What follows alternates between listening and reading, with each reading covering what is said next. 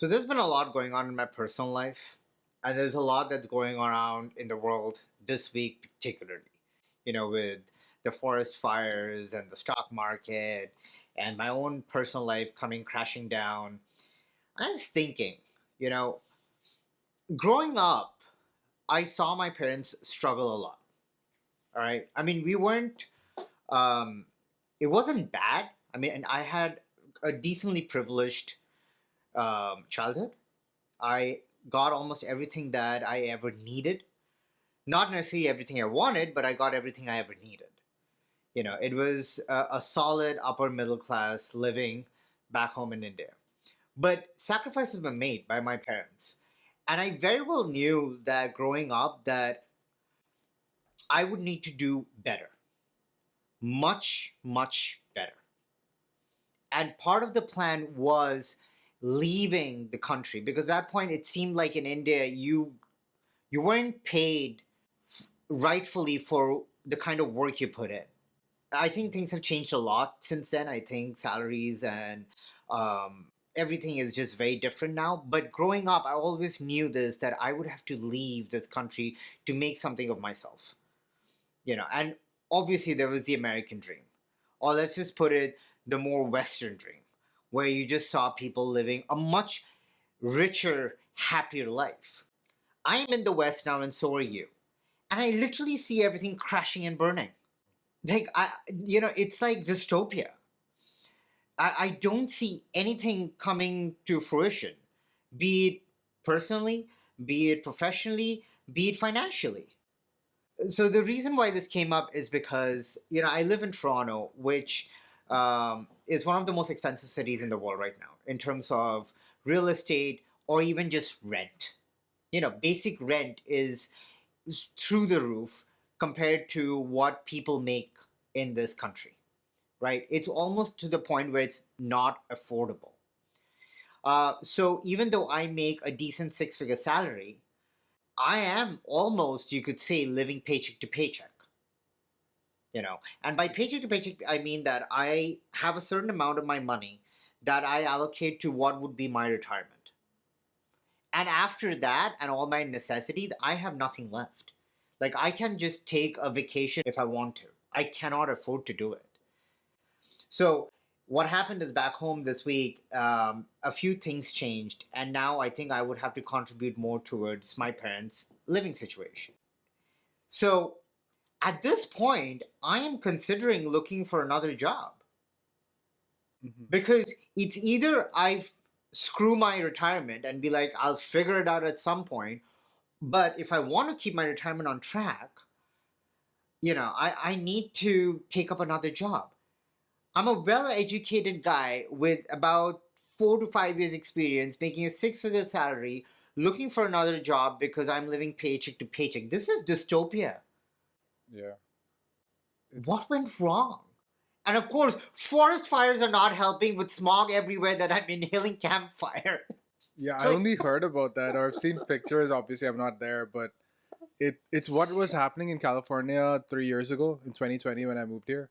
They were all yeah. these forest fires, and when we came here, the sky was orange and it was gray, and it looked like the sun was peeking through this cloud, and I'm like, isn't this place supposed to be sunny all the time? Yeah, Or and so it's like, that's my mental state. And then I look outside, I peek outside, and it's a shit show.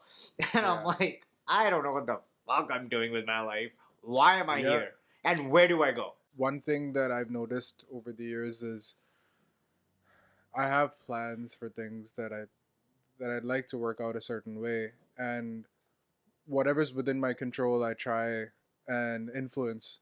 But there's so many external factors, and obviously moving to a new country, it basically you're whatever we thought we knew, we're now having to learn again. And maybe we've been here about 10 years now in North Yeah, America, so we've picked up some things along the way. But life is also just moving on. We have parents back home, yeah, and they're getting older. I have a family. You're in a new city, you're trying to socialize, meet people, and have your day-to-day, just manage yourself. Basically, yeah, you're basically having to look after yourself. I'm sure you have a nice support system with your friends and all that, but at the Yeah. end of the day, we have to, if you decide that, you know what, screw my retirement, I just want to travel because these are the years that are not coming back, that's a choice. And it's not a wrong choice, it's a But I'm choice not that, even doing that. that's what I Like, mean. it's not like I'm even like enjoying life now at the cost of my future. Yeah. I am doing neither. That's the problem. In a way, it's like, I don't know what will come to pass. No one does, and you can only really focus on the day to day. So for you, I'd say you're in a city that you like being in because there's a life there. But at the same time, I think a lot of people who moved to New York City said the same thing. And yeah, if they could afford it, a lot of them stayed there while they were a certain age. Yeah. You know, a lot of them stayed beyond that. That's different. But a lot of people I knew moved to those bigger cities when they were single, when they were in their early, late 20s. They wanted to go out all the time. And then eventually there came a time where they just wanted space and they wanted a yard or whatever. Not everyone, but a lot of people. And that wasn't happening in New York City. That, like, there's no way that's affordable over there on, unless there was an exponential jump in their career and they suddenly made a whole lot of money.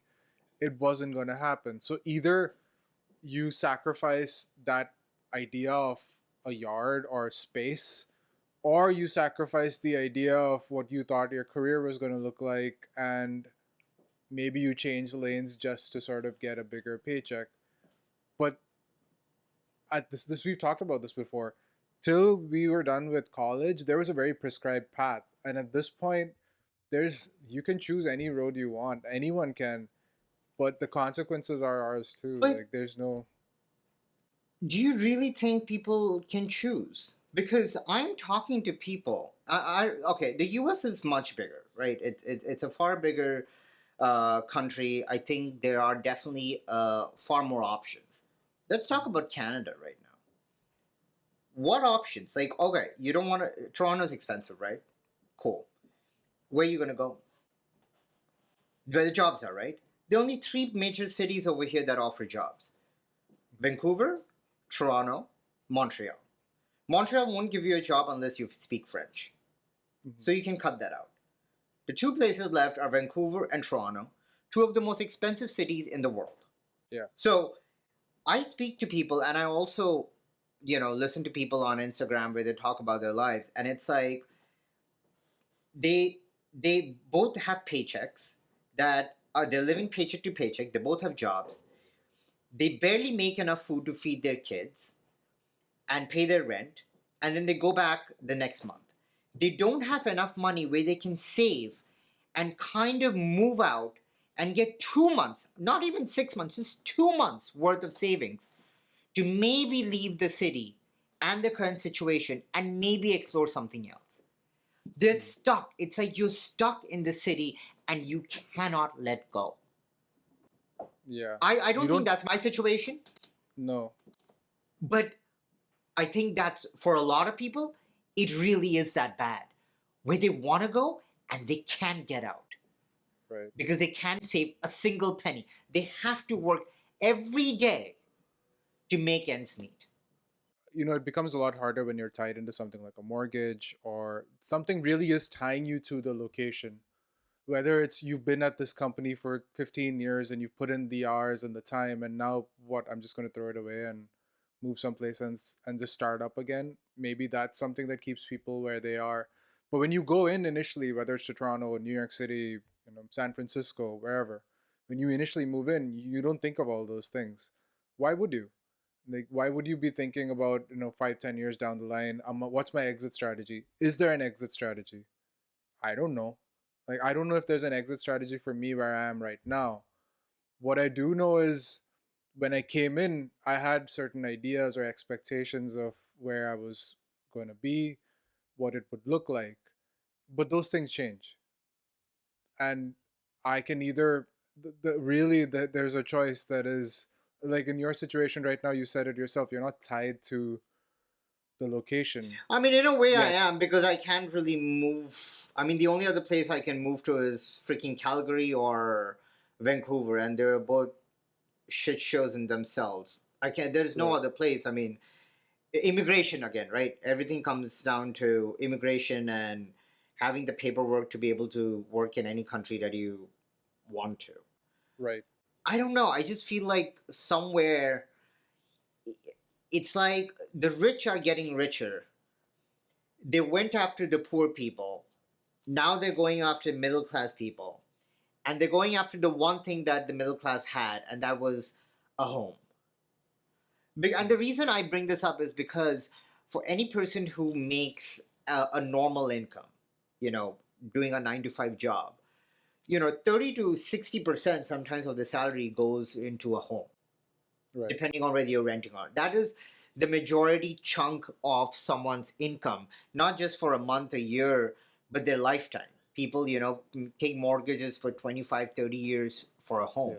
Yeah, And it seems like even the homes are being bought out by people, by the same people who can afford 10 homes, leaving very few to the rest, scrambling to make ridiculous payments for those.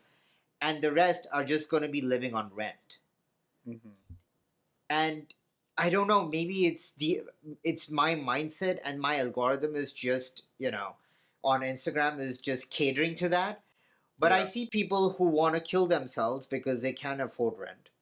I sent you that Instagram reel. It is yeah, the yeah. saddest thing I had ever seen. Right. Right? There are people real life that I know. Someone's mom who had to go back to work at the age of 70 to make ends meet. In Toronto. Toronto, Yeah. and this is after a pension, Right.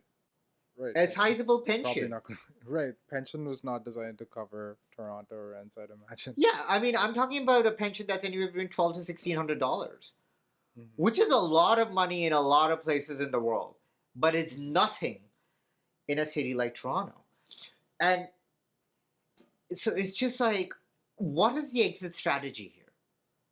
Are we I all think dumb? What is a smart thing to do? no, most people don't think that far ahead, and I feel like a lot of people get criticized for maybe living that far because that is literally the definition of anxiety: is you're living in the future that hasn't happened, and some of us catastrophize it, some of us worry about it, but at the end of the day, it's okay to. I see why it might upset you in this case because you had a plan for your retirement, which is again future planning, Yeah, and now you had your plan, you've stuck to your plan, you did everything right. No one, no one's going to say you didn't put the money away when you were supposed to. But then circumstances changes, not for any fault of your own, but circumstances changes with it for you. It changed with your family, and now what? Now you're just forced to sort of scramble and find a new plan, which I think there are people out there who are just so used to that. Whatever, I'll change plans. It'll happen. It'll work itself out. You and oh, I it are not those will. people, man. We're not. No, I We think don't. we are. Oh, come Not to on. that. Are you It's kidding me? Pranay, not like we that. have planned and nothing has gone according to plan ever. You think I plan to be in Canada? I agree that we've moved on and made other plans, but we've maybe had bigger picture flexibility where, oh, okay, US didn't work out. Let me start this 1 year long application to get into Canada, and it'll it'll eventually happen. I hope. I'm talking day to day. The longer term stuff, oh, the US immigration didn't work out. I feel like my mindset has gotten so used to that way of thinking and waiting for the other shoe to drop, so to speak, that I always know that I have to Yeah. have an exit strategy. I always have to have a plan B. But it's in the moment when circumstances change. The day I found out that hey, we're going to take a little longer to process your visa in India, but we'll let you know when it's done. I'm like, what? I'm supposed to. I have a flight back Yeah. tonight, and you're telling me I can't go back? No. What did I do something wrong? No, it's not your fault. It's just we need to process it longer. Those situations, yeah, that throws me through a loop because that is far from the plan that I might have had. Oh, yeah. But the longer term stuff, yeah, I think you and I have managed to ride those waves out fairly successfully. I don't know. It's just like at this point, yeah, maybe I'm acting like a brat, but it's just it seems like no matter how much you do, how much you prep, it's just you can't get ahead in life. It just keeps you take one step forward and it pushes you two step back. Yeah, That's the part which I'm like, what do you want me to do? What do you want me to do? Just tell me. I'll do it. I don't have a problem working hard. I don't have a problem giving up and making sacrifices. yeah, Done it for fucking 10 years now. But you tell me that, all right, you do this and this and this, and there's a certain reward at the end, and then you're like, oh no, well, we're going to push it out about 20 years. Because to me, retirement is a big deal, and I know it's anxiety driven and thinking about the future, making it catastrophic. But the fact of the matter is that I don't have next of kin. I have no mm, one who's going to take care of me. I got to take care of myself.